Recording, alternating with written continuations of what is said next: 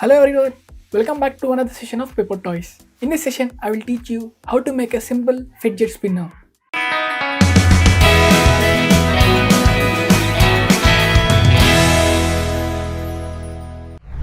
For this session, you will need two square papers of 15 cross 15 centimeters, toothpick, cardboard sheet, and glue. If you are ready with your material, so let's begin.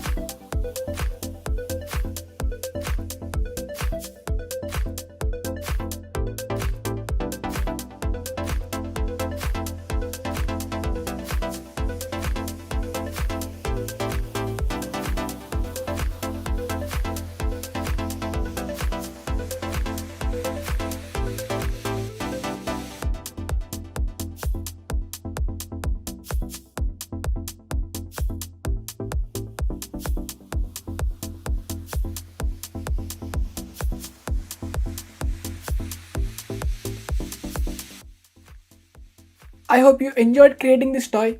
Show some love by giving a like to the video, subscribe to the channel and press the bell icon for the latest updates. See you in the next video. Until then, take care. Bye.